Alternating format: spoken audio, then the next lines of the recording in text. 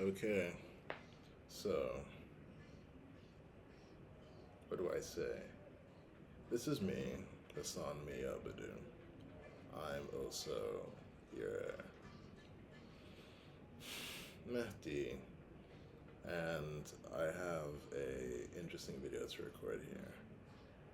It's probably a fait accompli that you know who I am, what I do. I'm mostly famous from being a Twitter writer. It's become my blog. Twitter is an interesting kind of company. It's a microblogging platform, but if you pay for a premium subscription, you get access to a number of tools that allow you to turn it into more of a blogging platform. I mean, the original Twitter didn't have that ability. You just sort of dealt with what they gave you. And what they gave you was 140 characters or so to like express yourself in a real time, rolling window sort of way. And yeah, you do pardon me for the way I'm speaking right now. It's actually a bit different from how I sound usually. I'm aware this is a pretty important recording, and there's a certain amount of nerves, a certain amount. I'm really nervous. I'm not really nervous. I'm like, my heart's not beating or anything like that. There's no pressure on me to make this anything other than a good recording. After all, I don't want to do this twice. So it looks like I can sort of avoid the ums and ers and the big pauses. I realize I'm performing for an audience that will have to have their attention, sucked into the screen they're looking at, and not, distracted by, what else could be going on if I'm taking too much when I'm talking to myself, or as I say it in my X.com or Twitter, you know, posts. I talk to audiences this way all the time, so I just sort of sit around and talk to people who are listening to me. They express themselves by taking over my voice and speaking their lines. Almost like the way my recording worked for the Shakespeare Life, Times, and Death of King John. So I'm very used to speaking to people all the time. I don't really get lonely. I'm always talking to people. If you're unfamiliar with my X.com, about like how I got here and like what's going on in my life and stuff. It's actually pretty sad. I'm losing a nail right now. I have to. I try to grow my nails, my thumbnails, things like people open, caps of shampoo and things of that nature. But yeah, like there's been some sort of a rough like burr that's been sticking out the side of one of my nails, and I tried filing it down. I thought I was fine, but I seemed to deepen the incision, and there's a sort of solid problem. I was trying to pull it loose, and hopefully it'll just get like a millimeter thick, maybe a fraction of a millimeter thick, and maybe 2 millimeters long, section of a fingernail instead. I got almost the whole thing off. So I have to probably, I don't know, if I can file it to a nicer shape. I don't know if you can see it really well. If I can file it to a nice shape, I'll be okay with my nail. Enough. I still have my left hand now, but I also play guitar. You also need like a bit of a nail guitar, right? If you want to like strum. I had a really good tone coming from that nail. I just had to tear off, and I'm being attacked in many different ways. So as you can see, I ramble a bit, and according to some people, rambling is a sign of mental illness. And of course, if I'm talking to myself and I'm talking to audiences that you can't see yourself and you can't enjoy this experience of never being lonely and never having a dull moment if you're alone and not being watched by other people who just have no faith, then yeah, like, in this way you get to enjoy the life I live. If you do get to live that way, and if you don't, you're jealous, and somehow due to a lack of virtue and an excess of vice, you will as you. I need to be institutionalized. I need to be fixed. I need to be medicated. I need to be made more normal. I need to not enjoy what other people don't have. Because it's not a complaint I have. I've never had that as a complaint. It's also so much happening gradually and not suddenly. I just myself, in the bathroom. I don't want to like present the whole my life story here, but I'm sort of in the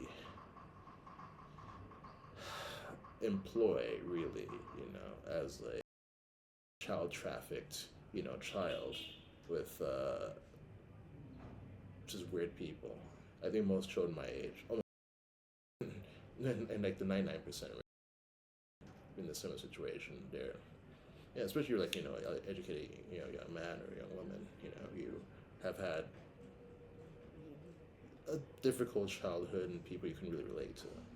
And interested in technology, don't seem interested in the movies or cartoons, the games or friends you have. That's not a real family. That's not a real loving relationship. That's some sort of a theater piece. You're sort of being hired to be an actress or an actor in the lives of people who have control of homes and cars and are understood to be on the hook for educating you as much as they care to. A lot of my friends don't have, well, my friends or family, I should say, like the family they would need to pursue like higher education. The first degree is pretty much what everyone was doing, so that's as far as it went. As far as funding for second degree or what have you, that didn't happen. So let's see, where am I headed? I think it's important to always have a goal. My goal is to talk about the media. That's what you see as the title of this piece, F star star K, the media. And I'm starting my own kind of television channel. This is what it will be like. I'm, mostly famous on X.com as a writer of important material of the spiritual nature mostly. I have art there too. I also record videos of, well, audio, not really videos, but that's what it said, I should say. I mean, this is the thing about spirits. So I also talk about spirituality. I'm a very spiritual person. Successfully, I've managed to, eliminate the root causes of certain diseases, psychiatric, if you want. The psychiatric disease is sort of seen to be an expression of abnormality as opposed to disease. You see, there's a difference between being diseased, as in not in ease, and being abnormal. If you're simply abnormal and happy with your life, exceptional. It would mean you exactly as the literal word would mean, exception. Oh, you're an exception to a general case. If you're trying to create some sort of a one program fits everybody, you know, system, or industry, like psychiatric hospitals or psychiatric departments of like bigger hospitals, then yeah, they'll assume that yeah, like you as a person who's coming out as an anomaly, like do not enjoy the health of, I guess, I don't know, like the healthy quote unquote majority. I mean that's just flattery. I don't think if effort is a precondition for privilege, then there's no way that just by being invisibly common and unremarkable, you'd enjoy like in some way like the what is preserved for those who put an effort. And most people don't put an effort at all. It's not, so it's not, of like your job. It's not required of your family life. It's not required of like your social life. Effort. Most people are just sort of that they're fine enough. They don't need to change. And the holy life, which I pursue to completion, is too difficult for them. And if they only knew how odd holy people were, in terms of how unlike the majority, unlike the status quo, unlike the definition of normalcy, it's just sort of ordinary as opposed to normal. It's what they tend to mean. Then yeah, like I have over the course of about 2 decades, maybe more, pursued in a full-time way, the spiritual life. And I've, along the way, for example, I didn't smoke marijuana, out of like, the spiritual,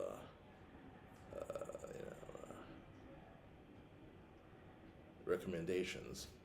It was just something I enjoyed, and I came to experience the intellectual benefits of smoking marijuana. A certain kind of clear thinking. You start to examine, the inner world, as its own, entertainment source, as opposed to the external world, which you have to sort of like leave your house and leave your regular routines, in order to enjoy, in order to to displace, the spiritual condition you're in when you're alone. And that wasn't my problem at all. It stopped being my problem when I started smoking marijuana. I just sort of stay at home, smoke, watch my mind, sing my song, music, read my text, write my text. I like writing a lot when I'm on marijuana. And, that like eventually I acquired a confidence. I mean, if you start smoking marijuana in New York City, like you start realizing that the cops are not looking out for you that way. You, you know,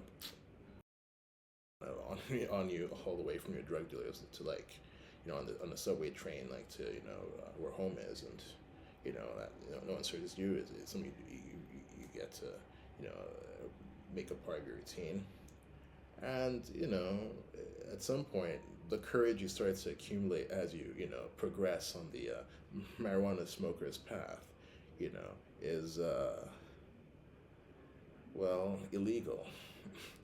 And it's just a bit of a long story, but from brushes in with like the so-called law, I did something as brazen as demand money from an office that owed me money, and I felt like a bit of like an actor in a certain movie, to sort of to push past reception. I didn't have to push past anybody. It was just a reception desk, which was being staffed by someone I'd known for years. And she once again told me my check was not ready for like the third week in a row. So I just sort of passed her into like the bullpen office area and started asking where it was there for, my attention or their attention. You see, the spiritual thing is a bit weird. Like spirits are, the idea of calling spirituality is to discuss eventually at some point when you're ready. Spirits do exist. Spirituality is what you just sort of hear as the degree of like religious endeavor, but it actually does found itself upon the study of spirits. I mean, to be a bit scientific, you always just say there's a spirit of inquiry, out a spirit of intellectual curiosity, and such and such and such and such. These spirits are, of course, thought to be in some way like metaphorical, or like in some way like as basic as maybe like a small like circle of color in like sophistication. It's just something that shows up and disappears perhaps.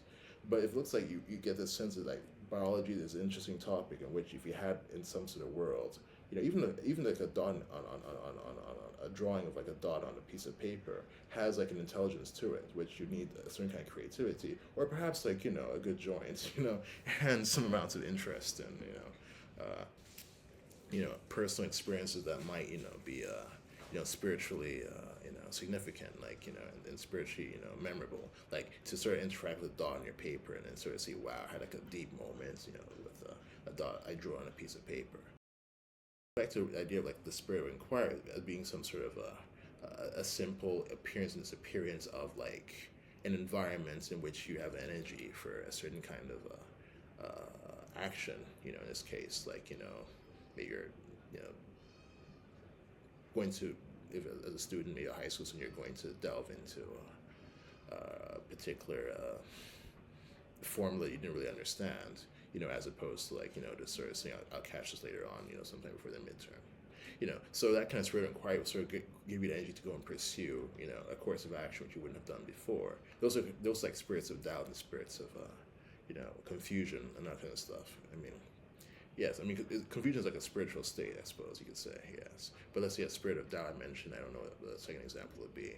Usually when I'm talking to myself and I'm doing these sorts of performances, for my audiences, I have more time to get into like pauses and counting up, as many as like 3 or 4, examples of like, in this case, I'm looking for, spirits of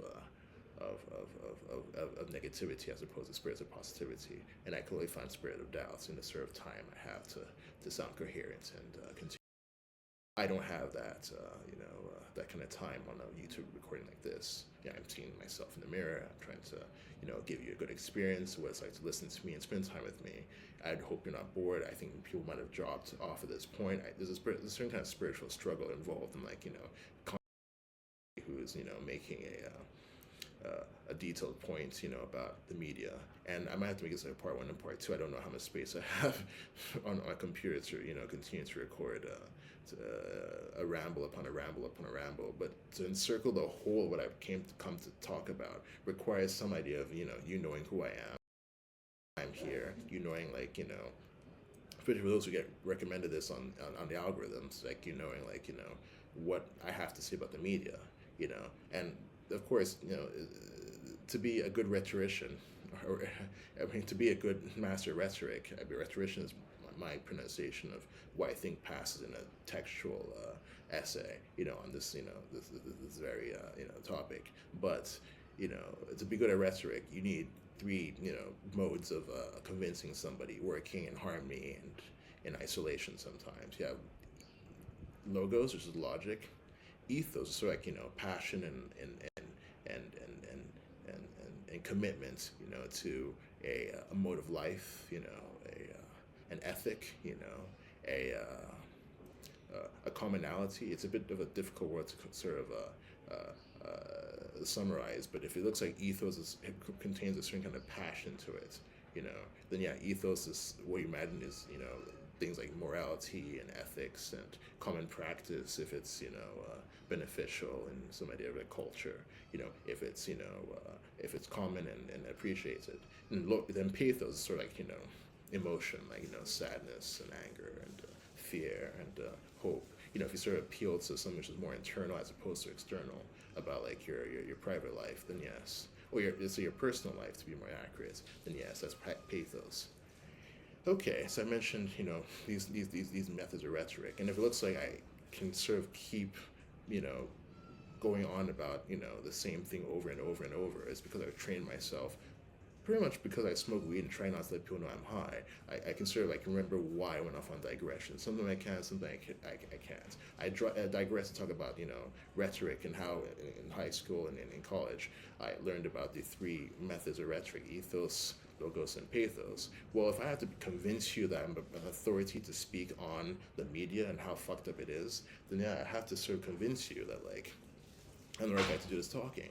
So far, I'm a articulate guy. I can make my points. I'm educational. I'm a good writer. And you might know I went to a good high school. That's what they call my university right now, high school. I went to a place called Stanford University. You probably heard of it. It's world famous for a number of different reasons. I'm in a country called Ghana, Accra. Is the city I'm in, and I'm of course incarcerated. Yes, you probably would know. I will share this, and probably have at this point, when you're listening to this, have shared this on X. So you're reading some idea of, how well, you're reading and listening to see the spirits again, or listening to reading, as well, some idea of like what I'm like as a person to be with. I'm a little bit more relaxed when I'm sort of like, holding my audiences, but I'm not recording myself. But I keep pushing through on this new medium, and it can basically, transfer a sense of my calm and my radiance, into your life this way. And yeah, it's a good practice to continue to stick with me as I make these videos, and you get some sense of what it's like to practice, meditation. This is what I call verbal meditation. Just sort of talk and talk and talk and try and be as coherent as possible. And eventually you'll encircle, a pretty big topic. You might learn new things. Right now, I don't think I've learned anything particularly new. It's just practice at, pushing through on this medium of the recorded video, and the audience that opens up to you when you start to record yourself on, your computer, and intend to send it to the world. A certain kind of world, a certain kind of spiritual opens up that you have to sort of navigate. You have to be a bit aggressive with the frustrations. Occasionally, you'll put a word in your mouth you intend to say. You have to sort of explain what you actually meant to say. And I just say this as a high school, it's actually university. There's some elements of high school in college. It's not quite the place I thought it would be. It wasn't quite the, to be specific, ivory tower of, like, delicate, intellectual, precision and endeavor, and the sort of, communal interest in the life of the mind was something I didn't get to experience out there. I mean, a few people were interesting about music. I mean, that's where I spent most of my time in college doing, playing music, piano specifically. I play guitar also. I started off playing guitar. I bought a guitar as soon as I could afford one. And yeah, I could hear like my guitar playing because I played guitar in Ghana before I went over to Stanford for my undergraduate. And yeah, so for the first year, second year, I was playing guitar almost exclusively. But the second year, well, so I guess third semester of the first year, I started to play piano because there was a piano in every single dorm room and in undergraduate, hostels or residences, at Stanford. So people who had piano lessons when they were, growing up would play every once in a while, just to to let loose and maybe amuse and entertain people. I didn't really have anything other than like 1 year piano lessons when I was in Saudi Arabia because I grew up in Saudi Arabia like for the first like I don't know I left when I was like 9 and then went to Ghana. It's a bit of a long story about my childhood. It's a rich story. Saudi Arabia, Ghana, America. New York City, California.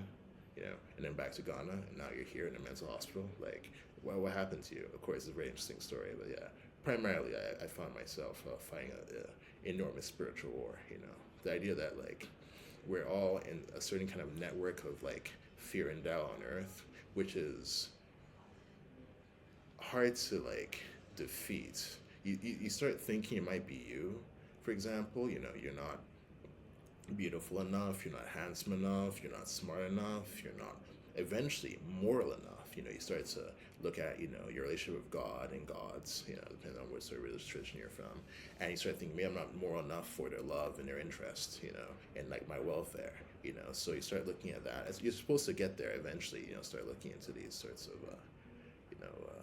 issues in your life. And if you keep pushing hard on the not moral enough, eventually you do, believe it or not, become moral enough. It can happen. And eventually I became moral enough to encounter you can call him a spirit if you like, but Dad, Allah, that was a religion I found to be, my name's Hassan Aboud. You can probably guess from my YouTube channel that's my name.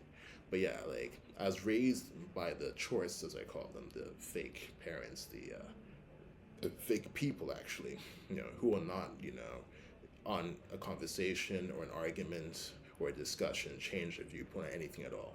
Nothing at all will change. You can talk to them about any topic you like, whether it's, business, pleasure, entertainment, education, politics. There's nothing they'll change their mind on.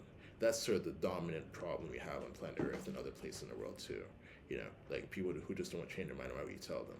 You can sort of like, if you have power, let's say you got rich, you can sort of like, start to say, yeah, I'll give you this money if you can do a certain kind of job which require you to change your mind. Okay, well, it looks like that's what gets people into a certain kind of like groove at work. So you say, yeah, I'm a particle physicist, I'm a politician, I'm a whatever you like, and you just know that you've been forced into these roles because there's money attached to them. You wouldn't have done them if you had a choice. You always just dream about having like $1 million, billion, $1 trillion and being able to like let loose and give up on work. Like that's not really what you're supposed to be doing when you work. You're supposed to like yeah, I believe that I have enough recording to get into a lot of this stuff. So yeah, I wish I recorded what time I started this one off because like I don't know how much. I mean, these things are pretty voluminous files. Like you have to sort of condense, a pretty big file, gigabytes. I don't know. I have like about 10 gigabytes to spare. That's what they said before I started recording this. And like it's not hard to like run into like 5 or 6 or 7 gigabytes. So I'll just say this is Fuck the Media Part 1. But at least I'm starting to introduce myself a little bit. And you can see that I'm not crazy. Like I'm pretty good at explaining my point of view. I can be a little bit pressured sometimes, again, in a spiritual environment, because I said about the spirits, it's an interesting, topic I'm working on is like a theory I'm building. Like I said, if you just sort of, believe in yourself enough, you don't have to get confirmation or like, approval from anybody. It's like do science, you just start, building your own model of like how things work, and so I had a bit of a spiritual attack in which I started to like realize like, biologies, are made of 6 parts. It looks like you have to sort of like, eat north, and poop south, to travel, forwards or upwards, if you like. Then yeah, you can sort of say a biology can be thought of a little more creatively than like, the way that we do things, in the textbooks, so the text would have to be written, the text would have to be made new, the text would have to be advanced by people who are enlightened enough to not care about whether they look silly to their favorite people, like whether the beautiful people, whatever it was in high school, or the people they went to college with, or went to work with, or maybe the celebrities they would like to have met in the future, or maybe the naysayers, whatever the case might be. Like you have to sort of push past that, start to like do original work, which you don't have to worry about, looking, distinguished doing. You just do it because you love it. Love is the answer to all problems. Anyway, that's what I'll say for now.